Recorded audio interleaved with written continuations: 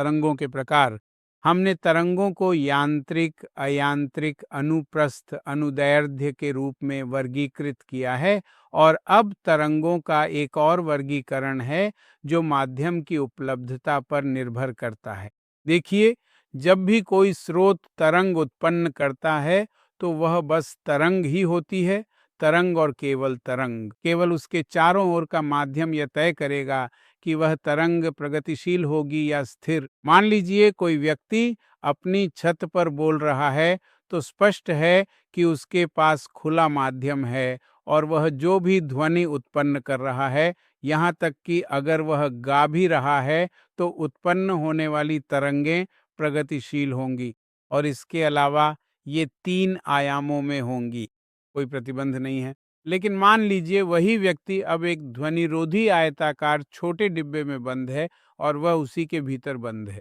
वही व्यक्ति, वही ध्वनि, वही लय, लेकिन अब जो ध्वनि, जो तरंग उत्पन्न होगी उसे हम स्थिर तरंग कहते हैं। तो इन दोनों परिस्थितियों में मूल अंतर क्या है? जब माध्यम स्वतंत्र होता है, वही व्यक्ति, वही स्रोत, वही आवृत्ति, वही तीव्रता, सब कुछ समान होता है। लेकिन अगर माध्यम स्वतंत्र नहीं है तो वह स्थिर हो जाएगी। अगर माध्यम स्वतंत्र है तो वह प्रगतिशील होगी। तो आपको ये बात ध्यान में रखनी है, प्रगतिशील या स्थिर तरंग केवल माध्यम की उपलब्धता के आधार पर होती है। प्रगतिशील तरंगों की बात हम सामान्यतः तब करते हैं जब कोई व्यक्ति जमीन पर या मंच पर बोल रहा होता है, क्योंकि वहां कोई पूर्ण बंधन या आधार नहीं होता। लेकिन अगर आप खींचे हुए तार जैसे गिटार, सितार का उदाहरण लें तो ये वाद्य यंत्र एक खींचे हुए तार पर आधारित होते हैं। तो उस स्थिति में तार की एक सीमित व्यवस्था होती है, समझे? तार का आकार सीमित होता है, तो जब भी इसे एक तरफ से झिंझोड़ा जाता है तो तरंगें उत्पन्न होंगी, वे एक दिशा में आगे बढ़ेंगी, फिर परावर्तित होंगी और यह प्रक्रिया चलती रहेगी। आती हुई तरंगें और लौटती हुई तरंगें वे एक दूसरे पर अध्यारोपित होंगी और परिणाम स्वरूप अनुप्रस्थ स्थिर तरंग बनेगी।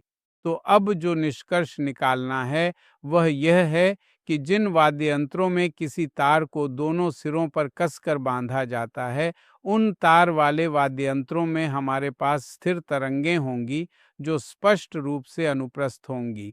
और जिन वाद्य यंत्रों में वायु स्तंभ होता है, जैसे ढोलक, तबला, वायलिन, इन सभी वाद्य यंत्रों में वायु स्तंभ होता है, उनमें हमेशा अनुदैर्ध्य स्थिर तरंगें उत्पन्न होंगी। लेकिन यहाँ एक बात बहुत दिलचस्प है। देखिए, मान लीजिए आप गिटार बजा रहे हैं।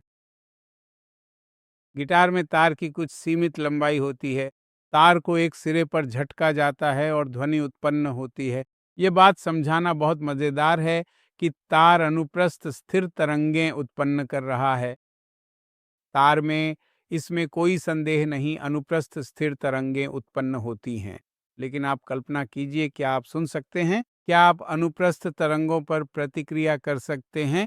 बिल्कुल नहीं। तो आपके कानों तक क्या पहुंच रहा है? वह अनुदैर्ध्य है।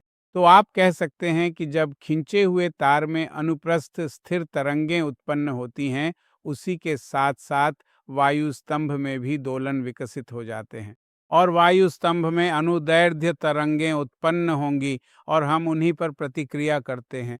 तो जब भी आप तार वाले वाद्य यंत्र का उपयोग करते हैं, वह तार में अनुप्रस्थ तरंगें और आसपास के माध्यम में अनुदैर्ध्य तरंगें उत्पन्न करने में सक्षम होता है, जिन्हें हम अपने कानों से सुनते हैं। और देखिए, ये बहुत दिलचस्प और आकर्षक है कि इतने सारे वाद्य यंत्र एक साथ देखना, ये आपकी आंखों पर भी बहुत सुखद प्रभाव डालता है, आपके कानों के साथ साथ। तो आपके पास एक अच्छा संयोजन है। अनुप्रस्थ स्थिर तरंगें ये उन वाद्य यंत्रों के लिए होती हैं जो खींचे हुए तार पर आधारित होते हैं, और ये अनुदैर्ध्य स्थिर तरंगें वायु स्तंभ वाले वाद्य यंत्रों जैसे ढोलक, तबला आदि द्वारा उत्पन्न की जाती है।